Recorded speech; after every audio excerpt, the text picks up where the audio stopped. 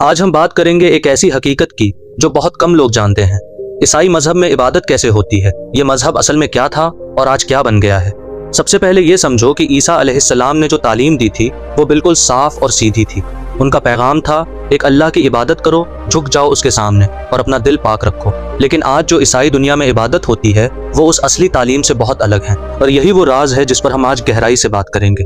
ईसाई मजहब में नमाज को प्रेयर कहते हैं।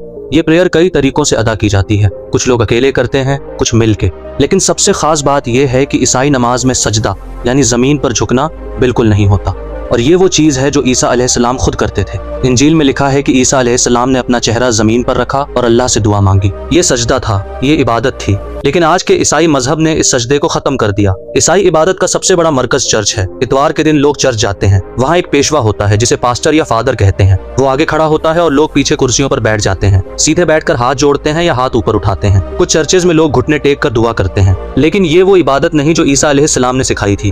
अब बात करते हैं उस शख्स की जिसने इस मजहब को सबसे ज्यादा बदला। उसका नाम था पॉल। और हैरानी की बात यह है कि पॉल ने ईसा अलैहिस्सलाम को कभी देखा तक नहीं था।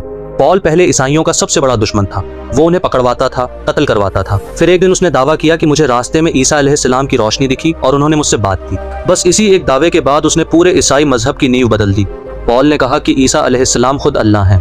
पॉल ने कहा कि तौरात के अहकाम अब जरूरी नहीं। पॉल ने कहा कि ईसा अलैहिस्सलाम की मौत तुम्हारे गुनाहों का कफ्फारा है, इसलिए अब कुछ और करने की जरूरत नहीं। ये वो बातें थीं जो ईसा अलैहिस्सलाम ने कभी नहीं कही थी। बल्कि ईसा अलैहिस्सलाम ने कहा था, मैं तौरात को मिटाने नहीं आया बल्कि पूरा करने आया हूँ। लेकिन पॉल ने तौरात को ही रद्द कर दिया। और आज की ईसाई दुनिया में पॉल की चिट्ठियाँ यानी उसके खुतबे इंजील से ज्यादा पढ़े जाते हैं। न्यू टेस्टामेंट के 27 हिस्सों में से 14 पॉल के लिखे हुए हैं। ये वो शख्स हैं जिसने ईसाई मजहब को असल रास्ते से मोड़ा। अब बात करते हैं इतिहास की। ईसा अलैहिस्सलाम के बाद कुछ सदियों तक उनके पैरोकार एक अल्लाह को मानते थे। वो सजदा करते थे, रोजा रखते थे। लेकिन फिर तकरीबन 300 साल बाद 4वीं सदी में रोमन बादशाह कॉन्स्टेंटाइन ने ईसाई मजहब को अपना लिया। और यही वो वक्त था जब सब कुछ बदल गया। कॉन्स्टेंटाइन खुद पहले सूर्य देवता का पुजारी था।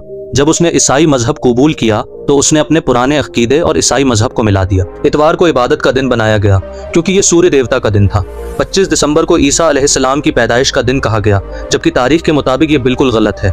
ये दिन असल में रोमन सूर्य देवता का जश्न था। फिर आया वो खतरनाक फैसला जो नीसिया में लिया गया साल 325 में।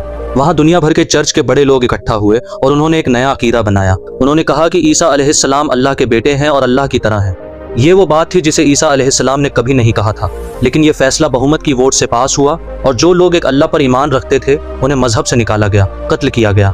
अब आते हैं खास और हैरान करने वाली रस्मों पर। ईसाई मजहब में एक इबादत होती है जिसे यूकेरिस्ट या होली कम्युनियन कहते हैं। इसमें रोटी और अंगूर का इस्तेमाल होता है।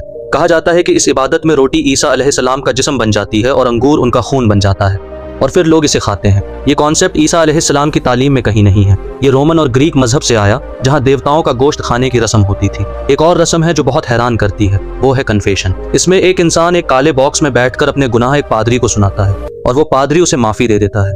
लेकिन सोचने की बात यह है कि कोई इंसान दूसरे इंसान के गुनाह कैसे माफ कर सकता है। ये ताकत तो सिर्फ अल्लाह को है। मरियम अलैहिस्सलाम की पूजा भी एक ऐसी चीज है जो ईसा अलैहिस्सलाम ने कभी नहीं सिखाई।